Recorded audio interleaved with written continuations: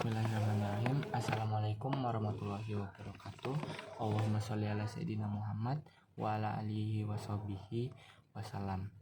Yang terhormat Bapak Lukman Hakim selaku Kepala Madrasah Man 1 Bandar Lampung. Yang saya hormati Abi Hanif dan Umida selaku pencetus metode Hanifida. Yang saya hormati Ibu Sainu Paria selaku wali kelas 11 MIA 1. Yang saya hormati juga Ibu Ulfah selaku guru mata pelajaran Sejarah Kebudayaan Islam, dan juga orang tua yang saya sayangi dan yang selalu mensupport saya dalam apapun yang saya lakukan, dan teman-teman saya yang saya banggakan. Di sini saya Richard Rizal Akbar akan menjelaskan tentang Daulah Syafawi. Yang pertama itu ada sejarah Daulah Syafawi, sejarah lahirnya Daulah Syafawi. Yaitu Daulah Syafawi ini di Persia baru berdiri pada waktu Daulah Turki Utsmani sudah mencapai puncak kejayaannya. Istilah nama Syafawi ini terus dipertahankan sampai Tarekat Syafawiyah menjadi sebuah gerakan politik dan menjadi daulah yang disebut Daulah Syafawi. Dalam perkembangannya, Daulah Syafawi ini sering berselisih dan bersinggungan dengan Daulah Turki Utsmani. Daulah Syafawi merupakan peletak dasar berdiri negara Iran. Cikal bakal lahirnya daulah tersebut dimulai dari sebuah gerakan tarekat Syafawiyah yang berdiri di daerah Ardabil di kota Azerbaijan. Nama tarekat ini sesuai dengan nama pendirinya, yaitu Safi al-Din, salah satu keturunan Musa al-Kazim. Tarekat Syafawiyah membentuk suatu kekuatan yang mandiri, fanatik, penuh percaya diri. Di bawah kepemimpinan Junaid pada tahun 1447 sampai 1460 Masehi, terbentuklah prajurit yang kuat dan siap untuk memasuki dunia perpolitikan. Daulah Syafawi melebarkan sayapnya dengan menumbuhkan kegiatan politik di dalam kegiatan-kegiatan keagamaan. Efek dari gerakan tersebut ternyata menimbulkan konflik dengan penguasa Karakoyunlu, salah satu suku di Turki, dan kelompok Junaid dikalahkan dan kemudian Junaid diasingkan. Kepemimpinan Junaid dilanjutkan oleh anaknya, yaitu Haidar.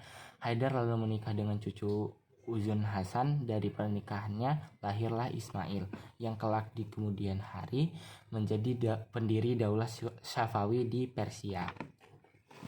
Kepemimpinan gerakan Syafawi diserahkan kepada Ismail yang kala itu masih berusia 7 tahun. Dalam kurun 5 tahun, Ismail beserta pasukannya bermarkas di Gilan untuk menyusun pasukan dan kekuatan. Pasukan yang dipersiapkan itu diberi nama Kizilbash atau Baret Merah. Lalu Kizilbash juga terus berusaha memasuki dan menaklukkan Tabriz. Akhirnya berhasil dan mendudukinya di kota Tabriz, dan inilah Ismail memproklamirkan dirinya sebagai khalifah pertama Daulah Syafawi. Ismail I memimpin Daulah Syafawi kurang lebih 23 tahun secara terus-menerus antara Daulah Syafawi dan Daulah Utsmani. Selalu terjadi konflik berkepanjangan. Hal tersebut menjadikan Daulah Syafawi tidak semakin kuat. Pernah terjadi 3 peperangan pada masa Tamasyq. Ismail II dan Muhammad Hudabanda tidak hanya memiliki konflik yang terjadi dengan Daulah Utsmani. Di dalam negeri juga terjadi pertentangan antar kelompok yang memicu perang saudara.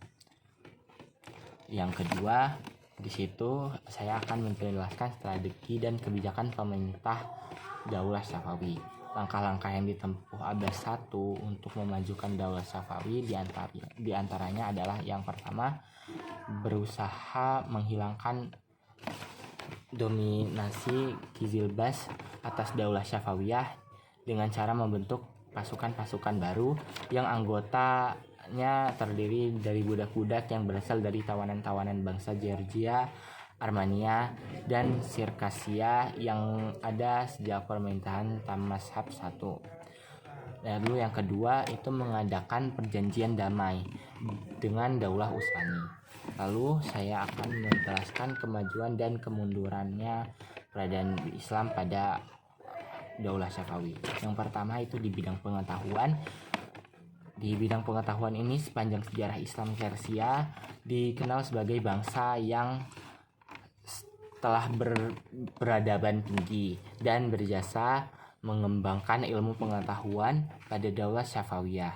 Muncul ilmuwan-ilmuwan pada masa tersebut yang terkenal, diantaranya ada Baha al-Din al-Syarazi, Sadr al-Din al-Shirazi, dan Muhammad Baqir.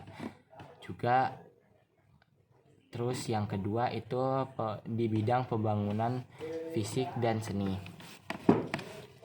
Para pemimpin Daulah Safawi telah mengubah wajah Isfahan yang merupakan pusat pemerintahan menjadi kota yang sangat indah. Di kota tersebut berdiri bangunan-bangunan megah seperti masjid, rumah sakit, sekolah-sekolah, jembatan raksasa di atas Zenderut, dan istana Cilil Satun. Kota Isfahan menjadi semakin indah dengan dibuatnya taman-taman wisata terbuka. Unsur seni lainnya juga terlihat pada hasil kerajinan tangan, keramik permadani, karpet, pakaian, tembikar, dan lain-lain.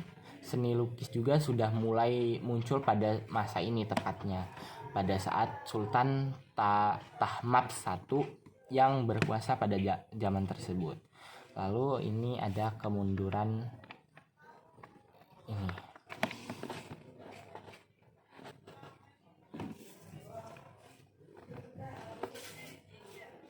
Lalu di sini saya akan menyebutkan pemimpin tarekat. Yang pertama itu ada Syekh Safiuddin Ardabili, Sadruddin Musa, Khawaja Ali, Ibrahim, Haidar, Ali, dan sesudah menjadi Daulah Safawi kekuasaannya secara berturut-turut dipimpin oleh Ismail I, lalu Tahmasp I, lalu Ismail II, lalu Muhammad Khudabanda, terus Abbas I, lalu Syafi Mirza, lalu ada Abbas II dan Sulaiman, juga ada Husain I dan Tahmasp II, juga ada Abbas III. Mungkin itu saja yang dapat saya sampaikan. Terima kasih atas perhatiannya. Saya ucapkan terima kasih, semoga bermanfaat. Wassalamualaikum warahmatullahi wabarakatuh.